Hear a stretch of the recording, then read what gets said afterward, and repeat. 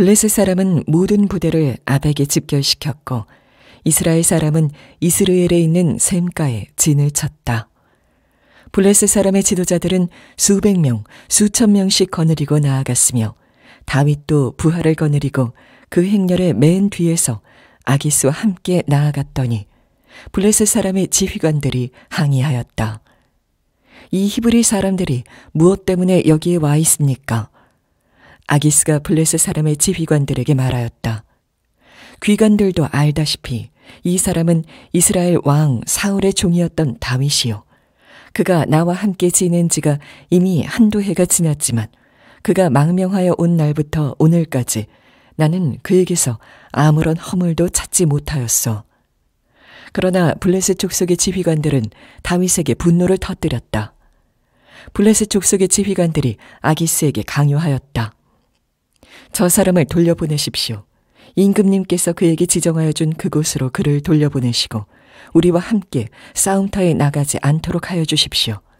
싸움터에 나가서 그가 우리의 대적으로 돌변할지도 모르는 일입니다.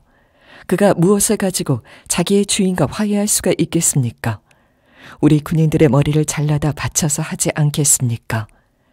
그가 바로 이스라엘 백성이 춤을 추면서 사울은 수천 명을 죽이고 다윗은 수만 명을 죽였다 하고 추켜 세우던 그 다윗이 아닙니까? 아기스가 다윗에게 대답하였다. 장군이 정직하다는 것을 나는 잘 아오. 나는 장군을 하나님의 천사처럼 여기오. 그런데 블레셋 사람의 지휘관들이 장군과 함께는 싸움터에 나가지 않겠다고 말하오. 그러니 이제 장군은 장군이 데리고 있는 옛 주인의 종들과 더불어 내일 아침 일찍 일어나시오. 내일 아침에 일찍 일어나서 해가 뜨는 대로 떠나도록 하시오.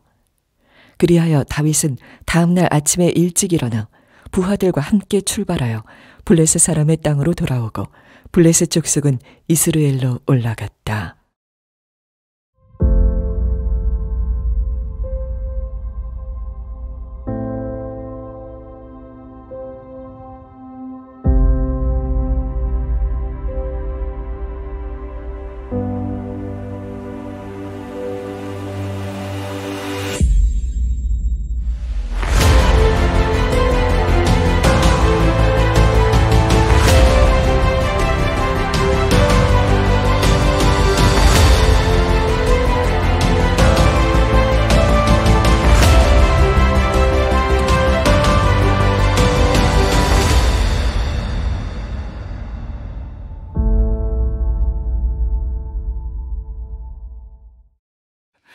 네, 사무엘상 하나님 마음에 맞는 사람 28번째입니다. 불안정한 혹은 불안한 삶을 끝내는 은혜라는 제목의 말씀을 나누겠습니다.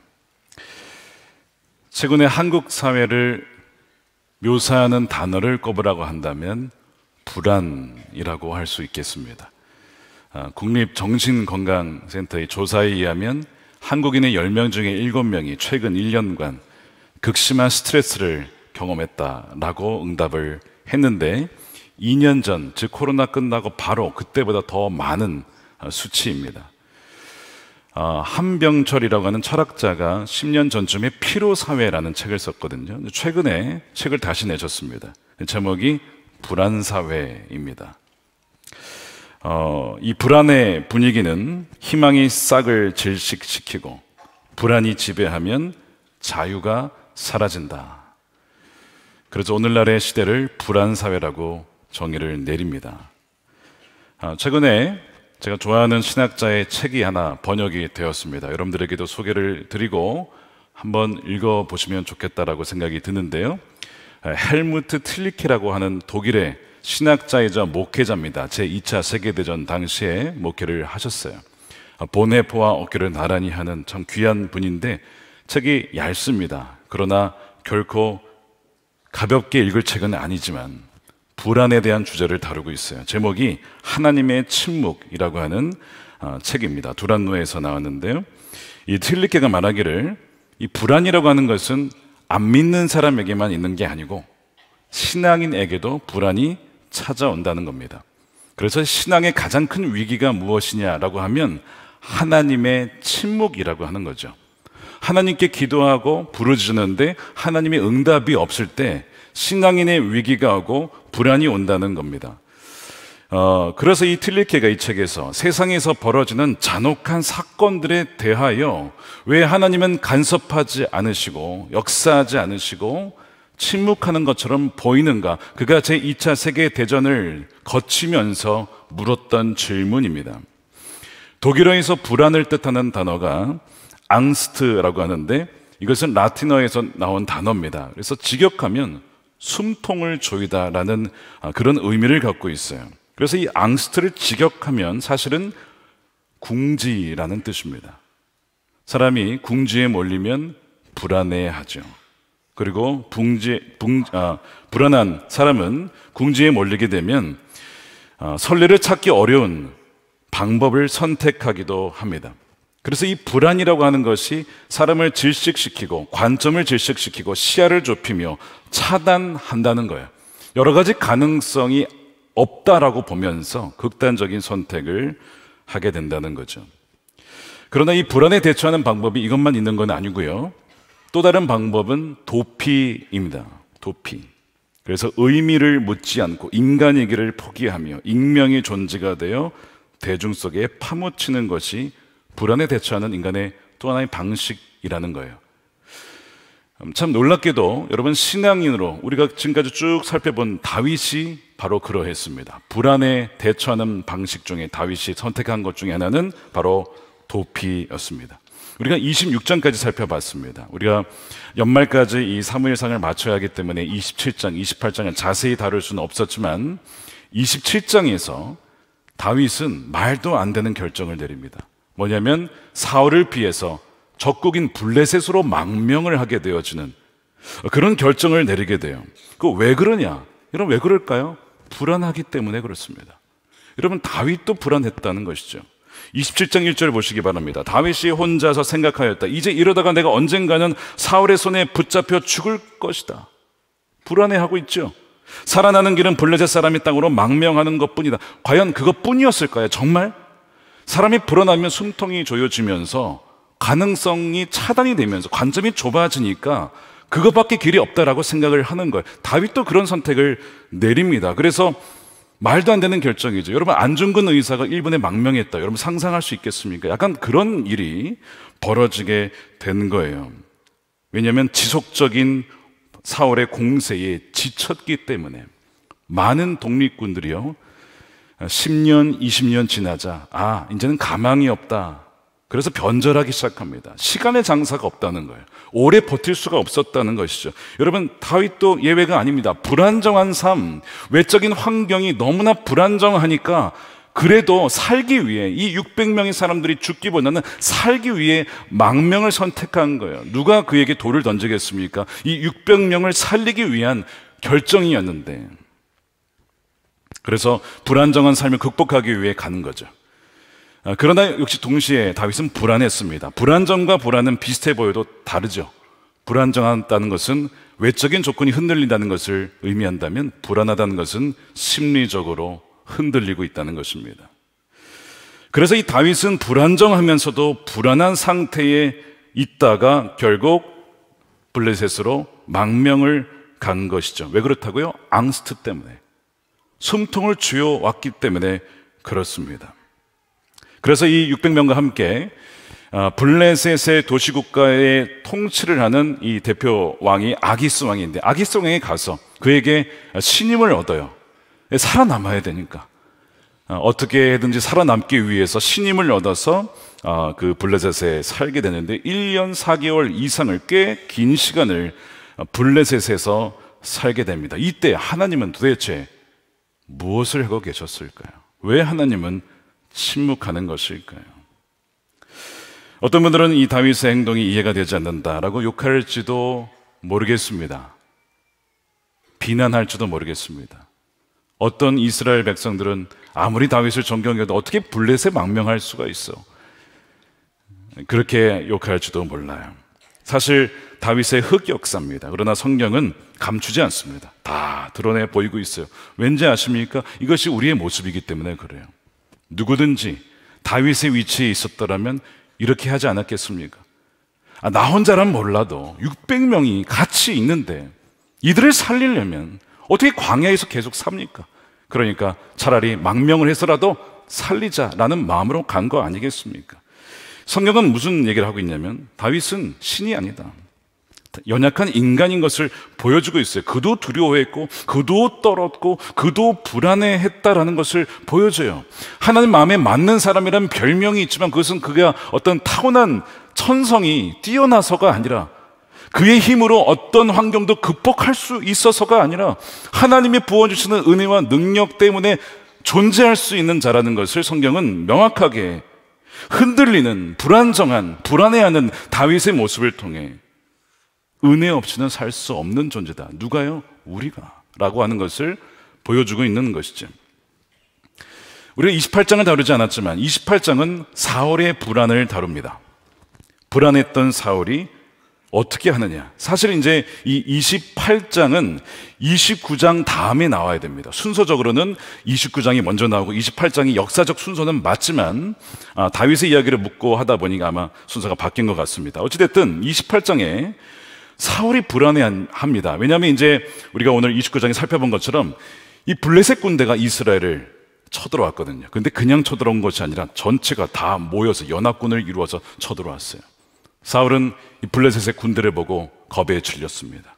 근데 사울이 불안해한 것은 이것만이 아닙니다. 뭐였을까요? 하나님의 침묵입니다. 하나님께 기도해도 응답이 없는 하나님의 침묵이 사울의 불안을 더 가중시키죠. 사무엘상 28장 5절 보세요. 사울은 블레셋 군의 진을 보고 두려워서 마음이 몹시 떨렸어요. 6절 보십시오. 사울이 주님께 물었으나 주님께서는 그에게 꿈으로도 우림으로도 예언자로도 대답하여 주지 않으셨다. 이것이 더 그를 불안케 만든 것입니다. 하나님의 침묵이죠. 세 가지 응답의 통로가 있습니다. 하나는 꿈, 하나는 우림, 하나는 예언자. 꿈과 예언자는 아시죠? 우림은 무엇이냐? 제사장 옷, 에봇 안에 하나님의 뜻을 분별하는 도구가 있습니다. 예, 아니요 하라는 그 도구, 그것이 우림이에요. 근데 사울에게는 그것이 없습니다. 왜 없죠? 노베 제사장 85명을 다 죽였잖아요. 다 죽여버렸어요. 화난다고 해서, 배신자라고 해서. 근데 이제 와서 제사장으로부터 분별을 받으려고 해도 제사장들이 없는 겁니다. 그러니 분별을 받지 못하는 거예요. 그때 살아남았던 자가 아비아달. 누구와 함께 있습니까? 지금 다윗과 같이 있어요. 다윗은 하나님의 뜻을 분별할 수 있는 통로가 있는 거지만 사울에게는 없어요. 응답이 없는 적막한 하나님의 침묵이 장시간 이어지자 그의 불안을 가중시켰고 숨통을 조여옵니다. 궁지에 몰리면 쥐도 고양이를 무는 것처럼 사울도 그전에는 하지 않았던 선택을 하게 되는데, 그것이 뭐냐면 망령을 불러오는 엔돌의 무당을 찾아갑니다. 무속인을 찾아가요. 무속인을 찾아가서 나의 미래가 어떻게 될 것입니까? 이 전쟁에서 내가 이기겠습니까? 지겠습니까? 죽겠습니까? 사람은 누구나 자신의 미래가 궁금하죠. 그래서 무당을 찾아가서 물었는데 사울이 기대했던 답을 듣지 못합니다. 오히려 정말 두려운 말을 듣죠. 너 거기서 죽는다. 너의 아들도 거기서 죽는다. 이스라엘 패배한다. 이런 얘기를 듣는 거예요. 털썩 주저앉습니다. 이 사울이 그래도 이스라엘의 초대 왕입니다. 하나님을 한때 경배했던 왕인데 이 무당을 찾아간 것은 참 충격적인 일이죠. 깊은 불안이 그를 잘못된 길로 인도하는 것입니다. 사무엘이 있었더라면 좀 달랐을까요? 제사장들의 주변에 좀 있었더라면 좀 달랐을까요? 그러나 사실 하나님은 이 사울이 돌아오기를 기다리셨어요. 하나님의 침묵 속에서도 여전히 그를 기다리고 있었습니다. 왜냐하면 사울이 40년 동안이나 왕위를 유지했다는 것 자체가 하나님이 그를 기다리고 있었다는 것이죠. 무당을 찾아갈 것이 아니라 그래도 하나님께 나아가서 제사를 드리며 예배하며 잘못했습니다. 하나님께 나아갔었어야죠. 그런데 결국 그 마지막 찬스에서도 그는 결국에는 무당을 찾아가게 됩니다. 여러분, 불안 속에서 우리가 선택할 수 있는 것들이 많지 않아 보입니다. 그러다 보니 사울처럼 이렇게 말도 안 되게 점집을 찾아간다거나 다윗처럼 묻지도 않고 적극으로 망명을 간다거나 이런 선택을 내릴 수 있는 거예요. 그러나 여러분, 그것은 결코 옳은 방법이 아닙니다. 아무리 불안해도 하나님께 나아가야 되고, 아무리 불안해도 하나님은 우리와 함께 하시면 여러분 꼭 믿으셔야 합니다. 불안을 대처하는 방식이 있어서 사실 사울이나 다윗이나 별로 달라 보이지 않죠. 아시다시피 지난 주간 우리나라 전체가 지금 불안에 휩싸여 있습니다. 우리가 지금 처한 상황도 사울과 다윗과 크게 다를 바가 없습니다. 자, 이 불안한 상황 속에서 우리는 어떤 선택을 내려야 되고 무엇을 해야 되며 하나님의 뜻은 무엇일까가 너무나 궁금하지 않습니까? 오늘 말씀을 통해서 우리가 주목할 점이 있는데, 블레셋 의로의 망명이라고 하는 이 다윗의 해결책은 문제를 해결하기보다 사실은 더 악화시켰다는 것을 먼저 보여주고 있습니다. 말씀드린 것처럼 블레셋이 아벡이라고 하는 것에 집결을 했어요. 근데 참 문제가 무엇이냐면, 이 블레셋과 함께 아기스 왕과 다윗과 600명의 부하들이 함께 여기에 참여를 하게 됩니다. 무슨 얘기예요? 곧 이스라엘과 전쟁을 벌여야 됩니다. 누가요? 다윗이 동족과 칼을 겨누어야 되는 상황에 처하게 된 것입니다. 기가 막힌 상황이죠. 자, 그렇다고 해서 지금 이 다윗이 나올 수가 있겠습니까? 못 나옵니다. 그러면 스파이라고 해서 죽임을 당할 거예요. 그렇다고 해서 가만히 있으면 전쟁을 해야 됩니다. 이런 말도 안 되는 딜레마에 빠진 거예요. 왜 그렇죠? 하나님께 묻지도 않고 불안하다고 하여서 망명을 했기 때문에 그 결과가 바로 이 최악의 딜레마, 이러지도 못하고 저러지도 못하는 상황 가운데 처하게 된 것입니다. 그러니까 이 성경은, 오늘 말씀은 우리가 불안하다고 하여서 섣불리 살아남기 위하여 하는 그 어떤 행동이 오히려 더 위험을 초래할 수 있다, 우리를 올가매는 올무가 될 수 있다라고 하는 것을 보여주고 있습니다. 이 다윗과 비슷한 상황에 처한 분이 계신데, 저희 교우분은 아니지만 허락을 받고 나누겠습니다. 이분이 직장을 계속 옮겨 다니셨어요. 정확한 이유는 저에게 말씀해 주지 않으셨지만 첫째 직장, 둘째 직장, 셋째 직장을 다니다가 넷째 직장을 갈까 말까 고민을 했습니다. 근데 마음에 더 이상 움직이지 말아라, 멈춰야 된다라는 내적인 마음이 있었대요. 그리고 여러 가지 사인을 통해서 여기서 움직이면 안 된다, 가면 안 된다라는 어떤 그 나름대로의 사인들이 있었다고 합니다. 심지어 마지막에 결정하기에 앞서서 아내가 옆에서 당신 후회하지 않을 수 있는 자신이 있겠어? 이렇게 묻더래요. 그래서 그 아내에게 나 후회하지 않아, 괜찮아. 그래서 결국에는 네 번째 직장으로 갔어요. 여러 가지 기대를 갖고 갔죠. 그러나 기대와는 180도 다른 환경이었습니다. 여러 가지 면에서 재정적인 면이나 관계적인 면이나 업무 여건이나 환경, 모든 것이 자신의 생각과는 정반대 상황에 처하게 된 겁니다. 그렇다고 해서 나올 수도 없고 갈 수 있는 것도 없고, 그렇다고 머물면 너무 힘드니까 이분이 딜레마에 빠진 거예요. 목사님, 저 어떻게 해야 합니까? 어떻게 해야 되죠? 라고 하면서 이분의 고백이 무엇이냐면, 이것이 지금 상황이 너무 고통스럽고 아픕니다. 언제 고난이 끝날지, 끝은 날지 참 두렵습니다. 아내도 힘들어합니다. 아이들도 힘들어합니다. 하나님께 이 회사에서 건져달라고, 길을 열어달라고 부르짖지만 아무런 응답이 없는 것 같습니다. 하나님은 침묵하십니다. 저는 이제 많이 지쳤습니다. 하나님의 음성을 듣고자 말씀도 읽어보지만 들려오지 않습니다. 이제라도 하나님이 기뻐하시는 곳으로 가고 싶지만 어떻게 할지 모르겠습니다. 목사님, 저를 위해 기도해 주세요. 여러 차례 이분이 연락을 하셨어요.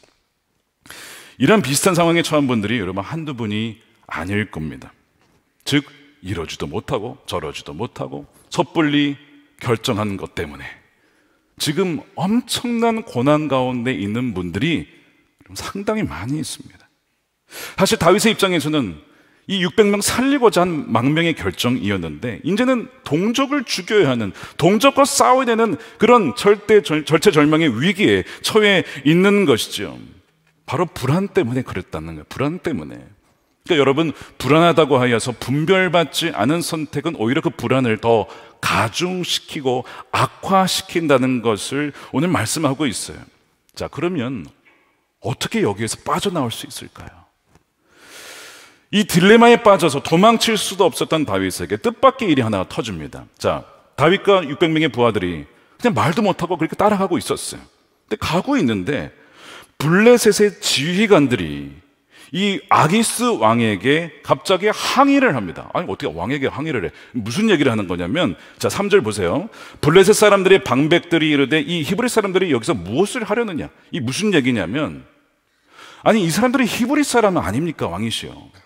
이들이 갔다가 앞에 지금 이스라엘과 싸워야 되는데 만일 이들이 갑자기 배반을 하고 돌이키면 우리는 양쪽에서 지금 포위를 당하는 꼴이 됩니다. 샌드위치가 됩니다. 저는 그렇게 하면 전 전쟁 다 가겠습니다. 못 믿겠습니다, 다윗과 이 부하들을. 그러니까 이들을 떼고 가시든지 아니면 이들만 데리고 가시든지 하시면, 이런 식으로 지금 부하들이 왕에게 갑자기 항의를 하는 거예요. 자, 그러면서 물었던 것이 히브리 사람들이 여기서 뭘 하고 있느냐라고 묻지요. 여러분, 이 말은요, 사실 저는 이제 말씀을 묵상하는데 오늘 29장에 하나님은 가시적으로 등장하지 않아요. 하나님께서 나타나셔서 말씀하시다 이런 게 전혀 없습니다. 그런데 사실 이 3절의 이 이야기가 하나님께서 이 블레셋 지휘관들을 통해서 다윗에게 하시는 말씀이었습니다. 뭐냐면, 자, 생각해 보세요. 블레셋의 군대에 함께 섞여서 자신의 동족을 죽이러 가고 있는 다윗에게, 다윗아, 너 지금 뭐 하고 있냐? 여기서 너 지금 뭐 하고 있냐? 너 아무리 살고자 해도 이게 지금 동족과 싸워야 되는데 너 지금 뭐 하고 있느냐? 아무리 불안하다고 해도 동족에게 칼을 건질 수 있겠냐? 너 지금 여기서 뭐 하니? 너 지금 어디에 있는 거야? 하나님이 지금 다윗에게 말씀하고 있는 거죠. 근데 여러분, 이것이 다윗에게만 준 것이 아니라 우리에게도 주신 말씀입니다. 세상이 이런 얘기를 할 때가 있어요. 너 그리스도인이잖아. 너 믿는 사람이잖아. 그런데 이렇게 해도 되는 거야? 이렇게 물을 때가 있어요. 안 믿는 사람들이. 너 이렇게 그냥 덮어도 되는 거야? 너 이렇게 속여도 되는 거야? 너 여기 와도 여기가 어딜까요 도대체? 여기 와도 되는 거야? 이런 식으로 물을 때가 있죠. 근데 정신이 번쩍 나는 겁니다. 안 되지. 하나님 기뻐하시지 않는 것이지. 근데 알면서도 불안하니까 어쩔 수 없이 거기에 와 있는, 살아남기 위해서, 돈을 벌기 위해서, 먹여 살리기 위해서 하나님이 기뻐하시지 않는 거 알면서도 할 수밖에 없는 이 다윗의 상황이 이 다윗뿐이겠습니까? 여러분, 우리의 모습 아니에요. 우리의 모습. 목회를 하다가도, 기업을 하다가도, 가게를 하나 운영하더라도 이거 하나님 뜻 아닌데 알면서도 그렇게 할 수밖에 없는, 이중개혁을 하고요, 속이고 할 수밖에 없는 이 상황, 이 마음이 얼마나 다윗이 괴롭겠냐고요. 근데 하나님이 다윗아, 너 여기서 뭐 하고 있냐? 우리에게 말씀하고 있는 거죠.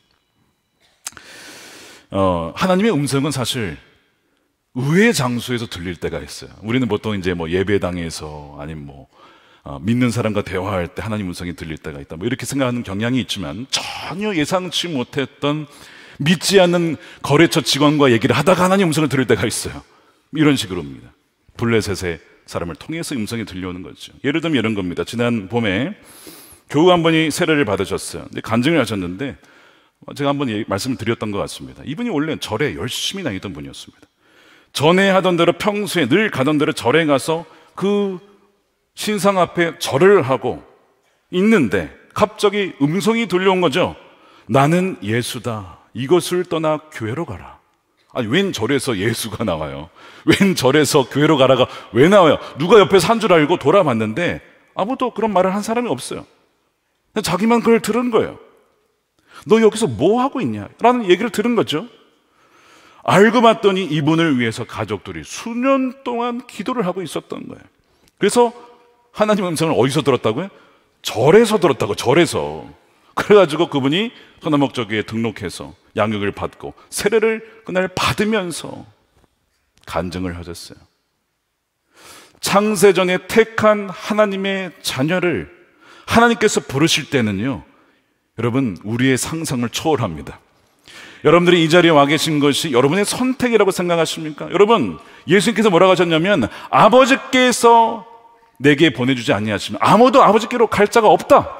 하나님께서 이끌어주지 아니하시면 갈 자가 없다는 것입니다. 여러분들이 이 자리에 와 있는 것은 우연이 아니라 하나님의 손에 의해서 오신 줄로 믿으시길 축복합니다. 이 블레셋 지휘관들의 항의는 다윗이 생각지 못한 일이었죠. 다윗으로는 스스로 이 문제를 해결할 수 있는 방법이 없었어요. 말씀드린 것처럼 전쟁을 치러도 안 되는 것이고, 그렇다고 해서 여기서 빠지면 스파이로 의심받고 죽을 텐데 어떻게 해야 하지? 근데 하나님께서는 참 놀라우시죠. 블레셋 지휘관들을 통해서 다윗이 전쟁에 참여하지 못하게 하면서 동시에 스파이로 의심받지 않도록 아기스 왕은 계속 다윗을 칭찬합니다. 이와 같은 자가 어디에 있느냐, 참 정직한 자다, 하나님의 천사다, 이러면서 계속 보호해 주니까 의심받지 않으면서도 전쟁에도 가지 않으면서도 기가 막히게 저절로 이들과 헤어지게 되는 거예요. 여러분, 이것이 다윗이 능력이 있어서 경험이 있어서 지혜가 있어서 한 것입니까? 아니에요. 하나님의 강권적인 주권적인 은혜로 되어진 일입니다. 여러분, 되어지는 은혜가 부어지게 되기를 축복합니다. 여러분, 하나님의 은혜가 임하면요, 죄를 끊으려고 해서 끊어지는 것이 아니라 끊어지는 것입니다. 세상과 멀어지려고 애쓰는 것이 아니라 그냥 저절로 멀어지는 것입니다. 이것이 부어주시는 은혜예요. 하나님이 구원하시는 방법이고 전적인 은혜입니다. 그래서 10절에 보면 아기스 왕이 그냥 가라고 얘기까지 해주죠. 내일 아침 일찍 일어나시오. 내일 아침 일찍 일어나서 해가 뜨는 대로 떠나도록 하시오. 이렇게 해서 헤어지게 되는 거예요. 너무나 자연스럽게 하나님께서 서서히 이게 갈라지게 만드는 것입니다. 우리가 불안 중에도 소망을 가질 수 있는 이유죠. 우리가 이 하나님의 구원이 어떻게 임하는가를 가만 보면 이런 식으로 임합니다. 자, 우리가 미래라고 할 때에 미래라고 하는 의미는 두 가지가 있어요. 하나는 우리가 보통 생각하는 이 future라고 하는 영어 단어 미래죠. 내일, 다가오는 시간이죠. 근데 이것은 예측이 어느 정도 가능합니다. 내일 여러분 월요일 점심에 뭐 할 겁니까? 스케줄이 있으시죠? 있으신 분들이 꽤 많이 있으시고 없으신 분도 있겠지만 그러면 큰 문제가 없는 이상 예를 들면 점심에 약속이 있다, 누구랑 만난다, 큰 문제가 없으면 예측이 가능하고 관리가 가능합니다. 이것이 보통 우리가 생각하는 미래예요. 그리고 두 번째 미래가 있습니다. 이것은 뭐냐면 예측 불가능한 미래입니다. 갑자기 일어나는 거예요. 갑자기 우리 삶에 나타나는 것입니다. 침투하는 것입니다. 이것이 우리가 이 대림절이라고 할 때 영어로 advent이라고 하는데 이것이 바로 찾아오는 거예요. 우리 삶에 예측하지 못한 때와 방법으로 우리 삶에 임하는 거거든요. 그런데 바로 이렇게 도래하는 이 구원이 우리의 삶을 변화시키고 우리를 위기에서 건져 주신다고 하는 것이죠. 지금 다윗이 뭘 잘해서 여기서 빠져나왔습니까? 아니요. 가만 그냥 따라가고만 있었는데 그냥 저절로 갈라진 것이죠. 저절로 갈라진 것처럼 하나님의 은혜의 구원의 역사는 이런 식으로 갑자기 나타날 때가 있다는 것이죠. 예를 들면 이런 겁니다. 마태복음 15장에 보면 한 가나안 여인, 보통 수로보니게 여인으로 알려진 여인이 나와요. 이 여인에게 어떤 불안이 있었냐면 딸이 아픈 거예요. 딸이 귀신이 들렸어요. 당시 치유할 수가 없습니다. 영적인 문제 아닙니까? 이거 계속 딸이 귀신 들려서 괴로워하고 있는 상황 속에 이걸 어떻게 해야 되지? 엄마로서 얼마나 불안할까요? 그런데 갑자기 그 두로라고 하는 이방 지역에 예수님이 안 가시는데 그 지역에 예수님이 오셨어요. 여러분, 이것이 도래하는 거예요. 이것이 애드벤트고 이것이 대림이거든요. 예수님이 그 지역에 오셨습니다. 그리고 그 이야기로 소문을 들어서 여인에게 들려지는 거예요. 그분이 오셨다고? 그분이 누군데? 그분이 구원자래. 그래. 그래서 이 여인이 그 예수님에게 찾아가죠. 찾아가서 자신의 딸의 이야기를 설명하면서 도와달라고 해요. 예수님이 어떻게 하시죠? 나는 이스라엘의 자녀를 위해 왔지 이방인은 아니다. 거절을 하십니다. 그때 여인이 좌절할 만도 한데 포기하지 않고 이렇게 요청합니다. 주여 저를 도우소서. 주여 저를 도우소서. 그랬더니 예수님이 어떻게 하시죠? 이번엔 더 심하게 얘기해요. 떡을 개들에게 주는 게 마땅치 않다. 여러분, 제가 이걸 묵상할 때에 예수님이 담임 목회 하셨으면 교인들 다 떠나갔을 거야. 나 상처받았어. 개래. 왜 나보고 개래? 이러면서 떠나가셨을 거예요. 예수님이 왜 이렇게 얘기하실까요? 이 정도면요 대부분 다 떨어져 나갑니다. 근데 여인은요 포기할 수가 없었어요. 자기 딸이 아프니까. 그래서 뭐라고 합니까? 맞습니다. 저는 개 맞아요. 근데 개도 주인의 상에서 부스러기 먹지 않습니까? 저는 부스러기만 있어도 충분합니다. 주님의 부스러기만 있어도, 그 은혜만 있어도 내 딸은 살 수 있습니다 라고 나가니까 예수님이 깜짝 놀라는 거예요. 이 여인의 믿음이 크도다. 그러면서 하신 얘기가 무엇이냐면 너의 소원대로 되리라. 너의 소망대로 되리라. 그날로 그 딸이 나으니라. 이 구원의 도래가 여러분들의 삶 가운데 임하게 되기를 축복합니다. 이 시간에 임하게 되기를 축복합니다. 믿는 자에게 능치 못함이 없습니다. 그날로 그녀와 그 딸의 불안했던 삶은 그날로 종결되었습니다. 왜? 하나님의 평강이 그녀와 가정 가운데 임하였기 때문에. 이제 끝이구나, 소망이 없구나 라고 할 그때 예수님이 마을에 찾아오셨고 만났고 갑자기 구원이 도래한 것입니다. 여러분, 구원은 이런 식으로 우리 내부에서 있지 않고 외부에서 갑자기 찾아오는 거예요. 이것이 도래하는 미래의 특성입니다. 예측이 안 되죠. 보이지 않죠. 그런데 확실한 겁니다. 사람들이 요즘에 눈에 보이는 소망이 없다라고 얘기해요. 경제 상황이 참 어려워요. 내년도 경제 성장률을 1.9%, 2%가 되지 않게 전망하고 있어요. 정치를 봐도 나라를 봐도 소망이 없다라고 얘기를 합니다. 근데 여러분, 원래 소망이라고 하는 것은 눈에 보이지 않습니다. 성경에서 뭐라고 하냐면 로마서 8장에 이렇게 되어 있어요. 24절에 우리는 이 소망으로 구원을 얻었습니다. 눈에 보이는 소망은 소망이 아닙니다. 여러분들이 지금 소망이라고 붙잡고 있는 거, 여러분 소망 아니라는 거예요. 그게 돈이든 부동산이든 건물이든 무엇이든 간에 눈에 보이는 것은 참 소망이 될 수 없다. 그건 다 무너진다는 것입니다. 그러면 무엇이 소망입니까? 보이지 않지만 살아계신 주 하나님, 주 예수 그리스도, 선한 목자 되신 주님이 우리의 진정 참 소망이 되시는 것이죠. 그래서 우리가 보이지 않는 것을 바라면 참으면서 기다려야 하지 않겠습니까? 왜냐하면 하나님을 사랑하시는 자 모든 것이 합력하여 선을 이루시기 때문에 그렇습니다. 여러분, 우리가 지금 바로 불안하고 앞이 보이지 않을 이때야말로 우리가 믿음이 있는 자인지, 이때야말로 우리가 정말 소망을 붙잡아야 될 때라고 하나님 말씀하고 계시는 거예요. 29장에 사실 다윗이 기도하는 장면은 이 본문에는 나와 있진 않지만 그렇다고 해서 그가 기도하지 않았다는 것은 아닙니다. 시편 13편에 보면 다윗의 시편이라고 되어 있는데 거기에 이런 표현이 나와요. 내 영혼이 번민하고 종일토록 마음에 근심하고 있습니다. 이렇게 얘기를 해요. 번민했다는 거예요. 무엇에 번민했을까요? 저는 상상하기를 다윗이 블레셋 이방 땅에 가서 망명한 삶을 살면서 번민하지 않았을까요? 내가 이렇게 살면 안 되는데, 내가 더 이상 이 땅에 머물면 안 되는데, 이러지도 못하고 저러지도 못하고 번민하면서 괴로워하는 이 다윗의 심정을 표현하는 것이 아닐까.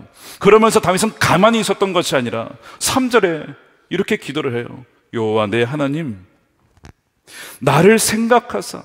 이 무슨 얘기냐면 저 잊으신 거 아니시죠? 저 블레셋 땅에 왔다고 저 잊으신 거 아니죠? 나를 생각하사 응답하여 주시고 침묵하지 마시고 나의 눈을 밝혀주소서. 제 눈에 주님이 보이지 않지만 제 눈이 열리면 어느 곳에 있든지 주님 나와 함께 하심을 보겠습니다. 제 눈을 열어주십시오. 불안한 삶 속에 하나님이 안 보이는 것 같지만 눈을 밝혀달라고 기도하고 있어요. 비록 몸은 적국에 와 있고 적의 군대에 합류해 있지만 그의 마음도 하나님을 등진 것은 아니었습니다. 이것이 다윗과 사울의 다른 점이었어요. 마음만은 여전히 하나님을 향해 있었다는 것이죠. 그러니까 다윗의 연약함이에요. 연약함. 우리에게도 연약함이 있죠. 근데 하나님께서는 이 연약함을 멸시하거나 너 왜 그러고 사냐 이렇게 하지 않고 우리 연약함을 아신다고 했어요. 아셔요. 우리의 부족함을 아십니다. 그래서 이 다윗이 그렇게 기도했는데 아까 그 여인의 기도처럼 이렇게 기도할 수도 있어요. 여인이 여자가 와서 여호와께 절하여 이르되 주여 저를 도우소서. 주님 저를 불쌍히 여겨주십시오. 저를 도와주십시오. 이러면 어떻게 기도할지 모르면 그렇게 기도해 보세요. 그냥 이렇게 기도하면 좋습니다. 주님 저를 도와주십시오. 저도 이렇게 자주 기도해요. 너무나 막막할 때, 어떻게 해야 할 줄 모를 때 주님 저를 도와주십시오. 불쌍히 여겨주십시오. 그렇게 기도를 해요. 자, 그러면 성경 약속이 뭔지 아십니까? 우리 연약함을 아시는 주님께서, 성령께서 우리를 대신하여 간구하고 기도해 주신다는 거예요. 그것이 로마서 8장 26절입니다. 이와 같이 성령께서도 우리의 약함을 도와주십니다. 뭐라고 돼 있어요? 약함을 도와주신다고요. 우리는 어떻게 기도해야 할지 알지 못하지만 성령께서 친히 이루 다 말할 수 없는 탄식으로, 주님, 저 영혼 어떻게 하실 겁니까? 저 영혼 어떻게 하실 겁니까? 성령께서 말할 수 없는 탄식으로 우리를 대신하여 간구해 주시는 거예요. 저 영혼 살려주십시오. 건져주십시오. 이 다윗의 상황 보세요. 지금 우리 상황 비슷하잖아요. 이거 빠질 수도 없고 갈 수도 없고 이 상황 속에서 있는 저 다윗을 살려주십시오. 그래서 정말 하나님께서 살게 하시는 것처럼 성령께서 간구해 주시는 거예요. 27절 보십시오. 사람의 마음을 꿰뚫어 보시는 하나님께서 우리가 무엇이 있어야 하는지, 우리 마음이 어떤지 다 아십니다. 성령의 생각이 어떤지를 아십니다. 성령께서 하나님의 뜻을 따라 성도를 대신하여 간구하시기 때문입니다. 여러분, 이것은 복음입니다. 기쁜 소식이에요. 내가 무엇을 위해 기도해야 될지, 어떻게 기도할지 모를 때에도 주여 저를 도우소서라고 하면 성령께서는 하나님의 뜻을 따라 우리를 위해서 하나님께 간구해 주시는 것이구나. 이것이 얼마나 위로가 되고 얼마나 힘이 되는지 몰라요. 목회할 때에도 힘들 때에 하나님 저와 함께 하시니 성령께서 저를 대신하여 간구해 주시니 감사합니다. 그렇게 일어날 때가 얼마나 많은지. 여러분, 다윗이 비록 망명의 이 삶을 살아갔지만 그렇다고 해서 하나님이 그를 버린 게 아니라 한순간도 다윗에게 눈을 뗀 적이 없습니다. 마찬가지로 여러분, 하나님께서 여러분들이 지금 어디에 있든지 비록 하나님 뜻대로 살아가지 못한 때 있을 때라도 하나님의 시선은 여러분들에게 떠난 적이 없습니다. 항상 여러분들을 주목하고 계세요. 그리고 위기의 순간에 하나님께서는 우리가 거기서 나올 수 있도록 은혜를 베풀어 주시는 분이에요. 주님께서 이런 마음을 가지신다는 그 느낌이 들었어요. 너 이런 상황이, 지금 이 상황이 너가 바라던 상황 아니지? 너 나한테 묻지 않고 결정하긴 했지만 이렇게 되려고, 이런 거 기대려고 한 거 아니잖아. 나도 다 알아. 너의 마음은 하나님 뜻대로 살고 싶고 분별하여 그렇게 순종하고 싶었지만 그렇게 연약하게 못한 거 나도 다 안다. 그래서 내가 너를 위하여서 하늘 보좌를 버리고 이 땅에 온 거야. 너의 연약함을 다 내가 지고 너의 죄를 내가 다 지고 너를 살리기 위해 이 땅에 온 거야. 여러분, 이것이 크리스마스의 메시지 아닙니까? 이것이 대림절의 메시지 아닙니까? 우리로선 전혀 구원의 가능성이 없기 때문에 외부로부터 우리를 구원하기 위해서 오신 분이 예수님이시잖아요. 불안하고 불안정한 삶을 종결시키기 위해서 십자가에서 완전한 사랑을 부어주신 주님, 바로 그분이 우리와 함께 계시니 그러면 모든 불안은 떠나가게 되는 것입니다. 여러분, 이 말씀을 함께 읽어봤으면 좋겠는데 요한일서 4장 18절입니다. 함께 읽겠습니다. 시작. 사랑에는 두려움이 없습니다. 완전한 사랑은 두려움을 내쫓습니다. 완전한 사랑. 이미 십자가에서 우리를 위해서, 아니 자신의 아들을 주기까지 사랑하시는 그분이 뭐가 부족하겠어요? 아무리 두려워도 아무리 불안해도 이 십자가의 완전한 사랑을 기억한다면 우리는 어떤 불안도 이겨낼 수가 있는 것입니다. 혹시 하나님이 지금도 침묵한다라고 생각하십니까? 십자가에서 예수님께서 달려 돌아가실 때 나의 하나님, 나의 하나님, 어찌하여 나를 버리셨나이까? 하나님의 응답이 없었습니다. 하나님의 음성이 들려오지 않았죠. 하나님은 침묵하셨어요. 그러나 하나님이 한 말씀도 하지 않으시던 바로 그 순간이 결정적인 전환점이어서, 즉 우리를 향한 하나님의 완전한 사랑이 성취된 순간이었습니다.